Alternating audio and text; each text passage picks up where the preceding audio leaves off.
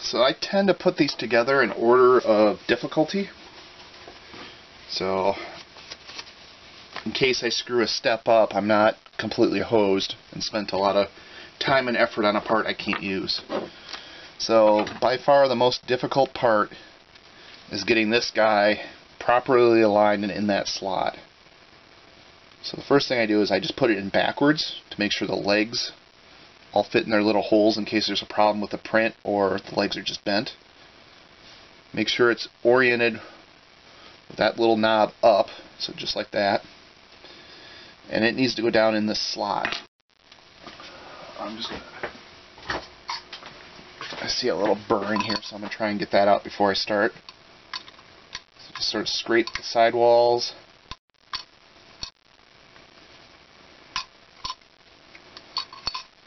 The main thing here is just trying to get any defects or strings sitting on the sidewalls out of there, because this is a fairly tight fit. When I designed it, I actually added a 0.5 millimeter to the dimensions to try and make it a slightly looser fit. Apparently I guessed under for the amount of slop needed. So here I'm trying to get it just started, and it's like the previous one. It's a really tight fit, but once you get it lined up, it tends to just go. So there you can see it's started in there, but now I need to get the legs lined up. Sorry this is out of frame, but I can't see that well that far down. So there I have all 4 legs started. That peg, which is 0.8 millimeters long, is lined up with the hole, and I can just sort of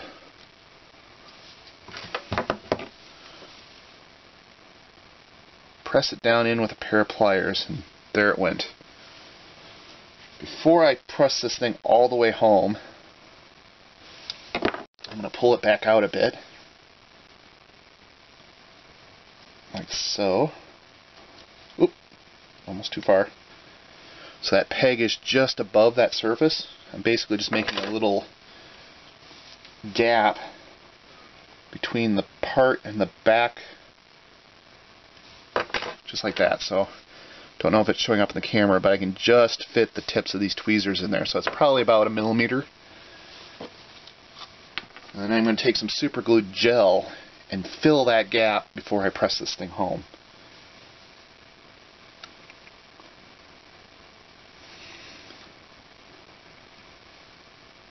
Probably can't see anything but my hand.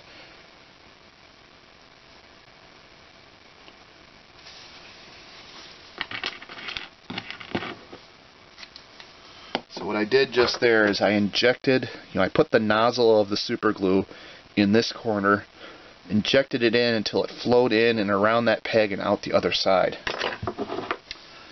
Any of you that know anything about 3D printing and PETG, super glue does not work on it very well at all. But I'm not looking at this, I'm not looking for this glue to actually like glue the sensor in.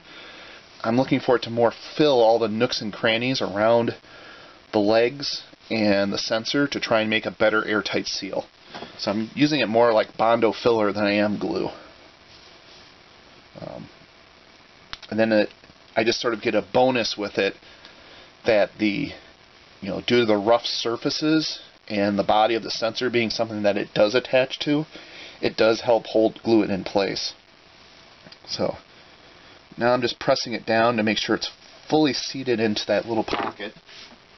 And I lost my Q-tip. I wonder what I did with it.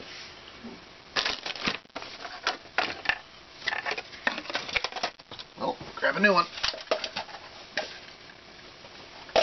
So now I'm just going to grab a Q-tip and clean up the excess glue, because quite a bit should squeeze out. Check the sensor over. What I'm looking for is to make sure, if this is the plane of the sensor, it's not tipped one way or the other, and if it is, just sort of poke at this guy and make sure it's in there flat all the way. One good way is just take a screwdriver blade, lay it on top of the sensor, and just give it a push in.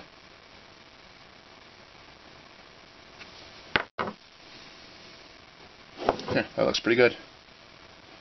So that's the sensor installed.